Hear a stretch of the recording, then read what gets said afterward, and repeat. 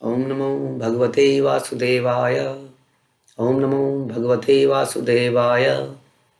ओम नमो भगवते वासुदेवाय। श्रीमद् भागवतम तीसरा कैंटो 16वां अध्याय और 9वां श्लोक। तो आपको याद होगा कि हमने चर्चा करी थी कि भगवान वैष्णवों के बारे में बता रहे थे कि वैष्णव कितने भगवान के लिए प्रिय हैं, और क्योंकि यहाँ पर वैष्णव अपराध हुआ है इसलिए भगवान कह रहे हैं I will take every step to rectify it. तो बोलते हैं कि ये जो ब्राह्मण है, अब मुझे यज्ञ की अग्नि से खिलाया जा सकता है, हाँ, और मुझे ब्राह्मणों के मुख से भी खिलाया जा सकता है, लेकिन जो ब्राह्मणों के मुख से मुझे खिलाया जाता है तो वो मुझे बहुत प्रिय है। और ब्राह्मण के बारे में भगवान ने बताया जिन्होंने अपने कर्म के सारे कर्मों को मुझ पर अर्पित कर दिया है और मेरे प्रसाद से ही वो सदैव तुष्ट रहते हैं, उनके जीवन में कुछ और नहीं चाहिए। भगवान का उच्छिष्ट ही उनके जीवन का एकमात्र पर्पस है। आगे चलते हैं। येषां बिभर्मि अहम अखंड विकुंठ योग माया विभूति अमल अंग्रि रज किरीटै विप्रान तु न विषेहेत यत अहरण अम्ब सद्या पुनाति सह चंद्र ललाम लोकान। मैं अपनी अबाधित अंतरंगा शक्ति का स्वामी हूँ। मेरी शक्ति को कोई बांध नहीं सकता है, अनलिमिटेड है अंतरंगा शक्ति। और गंगा जल मेरे पाँव को धोने से निकलता हुआ जल है। हाँ, ये गंगा जल इतना पवित्र क्यों है? क्योंकि मेरे पाँव को धोता हुआ निकलता है। वही जल जिसे शिव जी अपने सर पर धारण करते हैं, इसीलिए तो करते हैं, उनको तथा तीनों लोगों को यह पवित्र करता है। यदि मैं वैष्णवों की पैर की धूल को अपने सर पर धारण करूं तो मुझे ऐसा करने से कौन मना करेगा? तो भगवान बता रहे हैं कि वैष्णव के पैर की धूल कितनी इंपॉर्टेंट है। वैष्णव की चरण रज जो है हमारी भक्ति को बढ़ाती है, लेकिन वैष्णव के चरण के रज को लेने का मतलब है कि वैष्णव के प्रति समर्पित होना। हाँ, जब हम पैर छूते हैं तो पैर छूने का पर्पस ये है कि पैर में चरण की जो धूल है वो हम लेते हैं। वास्तव में आजकल तो पैर छूना मतलब दूर से ही, लेकिन वास्तव में चरण छूने का मतलब है चरण की धूल को अपने माथे पे लगाना। क्योंकि ब्राह्मण और वैष्णव की जो चरण की धूल है उससे क्या होता है, हमारे अंदर भक्ति डेवलप होती है। तो भगवान कह रहे हैं कि वैष्णव के चरण की धूल मैं भी लेने के लिए ललायित रहता हूँ। ऑल्दो मेरे चरण से गंगा, हाँ, नदी को पवित्रता मिलती है जिससे वो सारे संसार के पाप धोती है, लेकिन मैं भी इन वैष्णव के चरण की धूल लेने के लिए ललायित रहता हूँ। और इसको वो दिखाते हैं सुदामा के पैर धो के, नारद मुनि के पैर धो के। भगवान जब जब मौका मिलता है भगवान ने ऐसा करके दिखाया कि उन्होंने प्रैक्टिकली भी उनके घर में जब ये महान वैष्णव आए, हाँ, तो उन्होंने उनको अपने पलंग पर बैठा के बड़े प्रेम से उनके पैर धोए। तो इस प्रकार से भगवान यहाँ पर बता रहे हैं और फिर अपने जीवन में करके भी दिखा रहे हैं। ये में तनु द्विज वरान दुहती मदीया भूतानि अलब्ध शरणानि च भेद बुद्ध्या दृश्यन्ति अघक्षत दृशहि अहिमन्वतान गिरधारूषा मम कुशंति अधिदंड नेतु। ब्राह्मण, गौएं यानी कि गायें तथा निस्सहाय प्राणी ही मेरे शरीर हैं। तो जैसे अक्सर आप इसको सुनेंगे कि भगवान को, हाँ, जितने की वैष्णव प्रिय हैं वैसे ही गायें और निस्सहाय प्राणी प्रिय हैं। आप प्रभुपाद बता रहे हैं कि ब्रह्म संहिता के अनुसार गायें, ब्राह्मण, स्त्रियां, बच्चे तथा वृद्ध निस्सहाय प्राणी माने जाते हैं। तो गायें और ब्राह्मण तो भगवान ने बोल ही दिया। गायें और वैष्णव की प्रोटेक्शन होनी चाहिए, साथ साथ स्त्रियों की, बच्चों की और वृद्ध पुरुषों की प्रोटेक्शन बड़ी आवश्यक है। इन पांचों में से ब्राह्मण और गायों का श्लोक में उल्लेख हो ही चुका है। जिन लोगों की निर्णय शक्ति अपने पाप के कारण क्षतिग्रस्त हो चुकी है, यानी कि उनकी विवेक बुद्धि समाप्त हो चुकी है, वे इन लोगों को मुझसे पृथक समझते हैं। यानी कि मे भी मेरी पूजा करते हैं लेकिन इनको तिरस्कृत करते हैं। किनको? किनको? ब्राह्मण और गायें विशेषतया, उसके अलावा स्त्रियां, बच्चे और वृद्ध पुरुष, वृद्ध लोग।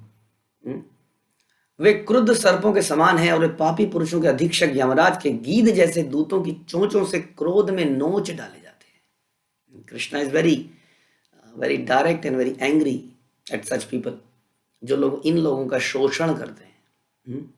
बता रहे हैं कि उनको गीध जैसे दूतों की चोंचों से नोचा जाता है। तो यमराज के दूत उनको बड़ा दंड देते हैं, जो लोग वैष्णवों को तंग करते हैं, गायों को तंग करते हैं और बाकी इन निस्सहाय प्राणियों को, हाँ, स्त्री बच्चे और वृद्ध, इनको हाँ तंग करते हैं। अतएव भगवान विशेष रूप से उपदेश देते हैं कि किसी को इन पांचों से, विशेष रूप से गायों और ब्राह्मणों से ईर्ष्या नहीं करनी चाहिए। अपने जीवन को हमें ऐसे बनाना चाहिए कि इन लोगों की सेवा करें, ना कि इनको शोषण करें, क्योंकि हमें भगवान का प्रिय बनना है। ये ब्राह्मणान मयि धिया क्षिपितः अर्चयन्तः तुष्यत हृदय स्मित सुधा अक्षित पद्म वक्त्रा वान्या अनुराग कलया आत्मजवत गणन्तः संबोधयन्ति अहम इव अहम उपाहृत थे। दूसरी ओर ऐसे लोग जो हृदय में पुलकित रहते हैं और अमृत तुल्य हंसी से आलोकित अपने कमल मुखों से ब्राह्मणों द्वारा कटु वचन बोलने पर भी उनका आदर करते हैं, वे मुझे मोह लेते हैं। देखिए, इससे ज्यादा और क्या भगवान बताएंगे। कौन भगवान को मोहित कर सकता है? मदन मोहन को कौन मोहित कर सकता है?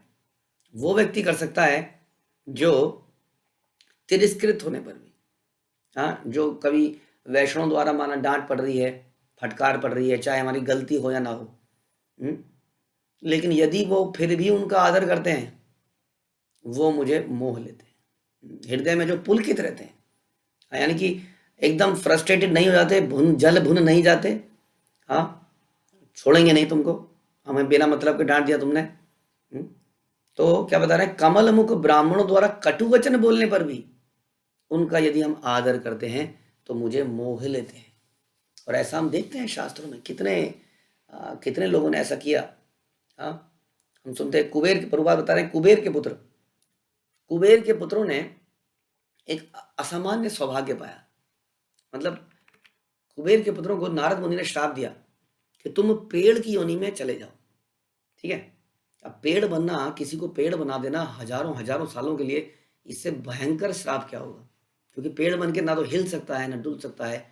कहाँ कुबेर का पुत्र है, हाँ, वो उच्च लोकों में घूम रहा है स्त्रियों के साथ, सुंदर शरीर है, आरोग्य, बलवान और सुंदर, और बन जाएगा पेड़। लेकिन वो तुरंत जो है पलट के नारद मुनि पर अटैक नहीं करते हैं, तुम्हारे पिताजी का खा रहा हूं क्या, मैं मजे कर रहा हूं, तुम्हें क्या दिक्कत हो रही है, तुम भी कर लो। कई बार होता है ना ऐसा।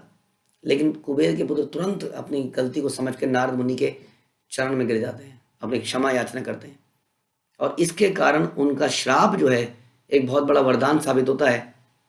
क्योंकि कुबेर के पुत्र भगवान के आंगन के सामने पेड़ बनते हैं, अर्जुन नामक ट्री बनते हैं, और भगवान की सारी लीलाओं का साक्षात दर्शन करते हैं। कई बार हम स्टेडियम में घुस जाते हैं, टिकट नहीं होती हमारे पास, हाँ, किसी पाइप में चढ़ गए, कहीं चढ़ गए, लेकिन ऑब्वियसली जो वहाँ के पहरेदार हैं वो डंडे मार के हमें भगा देते हैं। लेकिन हम अगर कोई चिड़िया बन जाएं, हाँ, कोई लता बन के वहाँ खड़े जाए, तो कौन भगाएगा? तो इसी प्रकार से ये वहाँ पर कंटिन्यूसली खड़े रहते हैं पेड़ की तरह, और भगवान की सारी लीलाओं का दर्शन करते हैं। तो ये क्यों कर पाए? क्योंकि उन्होंने ब्राह्मण के कटु वचन को सहन किया, उल्टा पलट के जवाब नहीं दिया, और शरणागति और हो गई। इस कारण से ऐसी परीक्षित महाराज ने किया, उनको श्राप मिल गया इतना भयंकर, तुम 7 दिन में मारे जाओ। क्या इतना भयंकर काम किया था उन्होंने? लेकिन वो पलट के कुछ नहीं बोलते।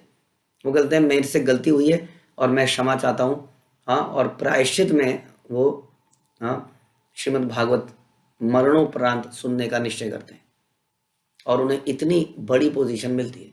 तो जब जब हम इसको सहन करते हैं और आदर देते रहते हैं, अमाननीय मान देना कीर्तनीय सदारी, वो बता रहे हैं वो मुझे मोह लेता है। वो व्यक्ति, वे ब्राह्मणों को मुझ जैसा ही मानते हैं, यानी कि वैष्णव में और भगवान में अंतर नहीं करते, और प्रिय वचनों से उनकी प्रशंसा करके उन्हें उसी तरह शांत करते हैं जिस तरह पुत्र अपने क्रुद्ध पिता को प्रसन्न करता है। यानी कि जब वैष्णव उनसे किसी कारण से, किसी गलती से अप्रसन्न हो जाते हैं, तो बड़े प्रेम से क्षमा याचना करते हुए, सेवा करते हुए किसी तरह से उनको प्रसन्न करते हैं। हाँ, इस प्रकार से बता रहे हैं। तो ये वैष्णव बेसिकली बता रहे हैं कि हमें क्या करना चाहिए, क्योंकि हमारे अंदर ये नेचुरल नहीं है। हमें तो कोई हल्का सा बोल देता है तो हम अंदर से जल भुन जाते हैं। हाँ, किसी तरह से बस कई बार आउट ऑफ मतलब क्या कहें कंपल्सन बोल नहीं पाते बस। लेकिन अंदर से बड़ी दिक्कत हो रही होती है। तो इसके विपरीत हमें कैसा भाव पैदा करना है, हमें ये करना, ओह मैंने किसी वैष्णव को हृदय को दुखा दिया है, आई मस्ट डू समथिंग। तो ऐसा यहाँ पे बात, जो ऐसा कर पाता है बता रहे हैं भगवान, वो मुझे मोहित कर लेता है। तो भगवान बता रहे हैं कि अपने प्रिय वचनों से उसको शांत करते हैं, जैसे कि पुत्र जो है अपने पिता क्रुद्ध पिता को शांत करता है, या मैं तुम लोगों को शांत कर रहा हूं जैसे कि मैं तुम्हें शांत कर रहा हूं। तो भगवान छोटी पोजीशन यहाँ पे ले रहे हैं और 4 कुमारों को बड़ी पोजीशन पे रख रहे हैं कि तुम नाराज हो गए हो, तुम एक वैष्णव हो, हाँ तुम्हें प्रसन्न करना मेरा दायित्व है क्योंकि तुम एक वैष्णव हो। हाँ, तो भगवान किसी तरह से उनको अच्छी बातें बोलकर इनको शांत करना चाह रहे हैं। बड़ी अजीब सी स्थिति है ये। हाँ, यहाँ पर कि अब 4 कुमार, आगे आपको सुनाई देगा कि 4 कुमार कंफ्यूज हो जाएंगे कि भगवान क्या बोल रहे हैं। सर्व I mean he is the lord, क्या बोल रहे हैं, हमें उनकी सेवा करनी है, हमें उन्हें प्रसन्न करना है, उन्हें हमें प्रसन्न करना है। यही एक बहुत बड़ी चीज है इस भक्ति के रास्ते में। हाँ, कि कभी यहाँ पर ऐसा नहीं सोचा जाता कि मैं सीनियर हूं तो मुझे ही, हाँ मुझे ही मुझसे क्षमा मांगी जाए। मैं कैसे क्षमा मांग सकता हूँ क्योंकि मैं सीनियर हूँ, मैं डांट सकता हूँ, मैं सेवा कैसे कर सकता हूँ। भगवान अपने आचरण से दिखाते हैं कि वो 4 कुमार को जो उनका दर्शन करने आए हैं उनसे क्षमा याचना कर रहे हैं, उनको शांत करने का प्रयास कर रहे हैं। तत्मे स्वभर्तु अवसायम अलक्षणमाणो युष्मत् व्यतिक्रम गतिम प्रतिपद्य सद्य भूया मम अंतिकम इताम तत् अनुग्रह में यत्कल्पताम अचिरतः भृतयो विवासा। मेरे इन सेवकों ने अपने स्वामी के मनोभाव को ना जानते हुए आपके प्रति अपराध किया है, इसलिए मैं इसे अपने प्रति किया गया अनुग्रह मानूंगा। It will a favour to me यदि आप ऐसा कुछ कर दें कि ये मेरे पास जल्दी लौट आए तथा मेरे धाम से उनका निर्वासन काल शीघ्र ही समाप्त हो जाए। अब ये क्या बोल रहे हैं भगवान, समझ नहीं आ रहा है। सोचिए, क्या भगवान जय विजय के फेवर में है, 4 कुमार के फेवर में है, क्या बोल रहे हैं वास्तव में कि मेरे इन सेवकों ने कुछ अपराध किया है, लेकिन मेरे मनोभाव को ना जानते हुए कुछ हो गया है इनसे, ऐसा लगता है इनसे कुछ हो गया, नहीं समझ पाए। हाँ, तो मैं आपसे एक रिक्वेस्ट करता हूँ, कृपया कुछ ऐसा करें कि इनको श्राप तो आपने ठीक ही दिया, उनको भी गलत नहीं बोल रहे हैं क्योंकि वो भी वैष्णव है। देखिए भगवान कैसे समन्वय स्थापित कर रहे हैं। यही काम होना चाहिए हमारा। हमारा काम ये नहीं होना चाहिए कि कोई हमारे पास आए और किसी की बुराई करे और हम कहें हाँ हम भी आपके साथ हैं, चलिए चलिए करते हैं कुछ। हमारा हमेशा ये प्रयास होना चाहिए कि वैष्णवों के बीच में आपस में प्रेम संबंध बना रहे। हाँ, इस प्रकार का हमें कुछ बातचीत करनी चाहिए कि ये द्वेष बढ़े ना। जबकि हम क्या करते हैं जनरली, हम और हवा दे देते हैं थोड़ी सी, क्योंकि हम भी कहीं ना कुछ सोच ही रहे थे ऐसा, किसी ने बोल दिया और पक्का कर दिया, फिर हम लगे मिलके ये करने। यहाँ पे देखिए भगवान भी कुछ ऐसा कर रहे हैं कि समन्वय स्थापित हो जाए, उनको भी शांत करा जाए। ये बेचारे दंडित हैं, ये संसार में नीचे गिर रहे हैं, उनको ये भी ध्यान है कि ये बेचारे मारे गए, ये तो मारे गए, अब मैं करूं क्या, इन्होंने काम भी ऐसा किया है, वैष्णव को दुखी किया है, दंडित तो करना ही पड़ेगा। लेकिन हे प्रिय वैष्णव, क्या कुछ ऐसा कर सकते हैं, ऐसा उनको आशीर्वाद दीजिए। भगवान मांग रहे हैं, भगवान के आगे कौन सा नियम चलेगा। भगवान तो तुरंत बोल सकते हैं हो गया जी हो गया, अभी अभी आपके सामने सॉरी बोलेंगे, दैट्स इट, खत्म करो, इतना ज़्यादा भी नहीं। लेकिन वो 4 कुमारों की बात को भी रखना चाह रहे हैं, उन्होंने श्राप दिया है उसका पालन करना चाह रहे हैं, लेकिन चाहते हैं कि इनका वापसी जल्दी से हो जाए। इसलिए प्रभुपाद कह रहे हैं कि भगवान के धाम से कोई गिरता नहीं है। भगवान कह रहे हैं, प्रभुपाद कह रहे हैं कि जय विजय का जो नीचे आना हुआ इसको पतन नहीं कह सकते। हाँ, क्योंकि जैसा भी हम डिस्कस कर रहे थे कि पतन होता है जीवात्मा का जो 84 लाख योनियों में चक्कर मारता है। जय विजय का इस प्रकार से संसार में आना पतन नहीं है, एक टेम्परेरी घटना है जो कि थोड़ी समय में समाप्त हो जाएगी, एक प्रकार की लीला है जो भगवान जल्दी ही समाप्त कर देंगे। इसलिए इसको पतन नहीं माना जाएगा। भगवान अपने जीवात्माओं को पतन होने नहीं देते, भले ही उनसे बड़े से बड़े अपराध क्यों ना। यहाँ इनसे अपराध हुआ, लेकिन भगवान उनके प्रति किए गए अपराध के लिए खुद क्षमा मांग रहे हैं और बोल रहे हैं कृपया इनको क्षमा कीजिए ताकि ये जल्दी से मेरे पास वापस आ जाए। हाँ, यानी कि भगवान को अपने भक्तों से इतना प्रेम है, किसी को भी नीचे नहीं जाने देते। हाँ, द्वारपाल हैं यहाँ पर। हाँ, लेकिन द्वारपालों से भगवान को बड़ा प्रेम है। पिछले कई श्लोकों में भगवान ने बोला ये मेरे ही हाथ हैं, मेरा ही अंग है, मैं ही इनके लिए रिस्पॉन्सिबल हूँ। अब यदि ये नीचे गिर रहे हैं, हे वैष्णव कृपया कुछ ऐसा कीजिए कि मेरे धाम लौट कर आ जाएं, इनका निर्वासन काल शीघ्र ही समाप्त हो जाए। ये मेरे प्रति किया गया अनुग्रह होगा। I will take it as a favour कि आपने मेरे पर कृपा करी है, यदि आप ऐसा कर पाए। सो बहुत ही भक्त वत्सल हृदय यहाँ देखने को मिलता है भगवान का, जो भक्तों के लिए क्षमा याचना भी करने को तैयार है, छोटा बनने के लिए भी तैयार है, और साथ ही साथ उन वैष्णव को भी तुष्ट कर रहे हैं जो उनके सामने उनके धाम में पहली बार उनका दर्शन करने आए हैं। तो ऐसी घटनाएं आदमी को एकदम कंफ्यूज कर देती हैं कि क्या ये चार कुमार भी सोच रहे हैं ये हो क्या रहा है, भगवान हमसे प्रार्थना कर रहे हैं, ये हमने ठीक तो किया, हमने कर क्या दिया ये। तो आगे आने वाले कुछ श्लोकों में आप यही सुनेंगे कि चार कुमार का ये सब सुन के क्या रिएक्शन होता है, वो क्या समझते हैं इससे। यही समाप्त करते हैं। हरे कृष्णा। श्रील प्रभुपाद की जय। ग्रंथ श्रीमद् भागवतम की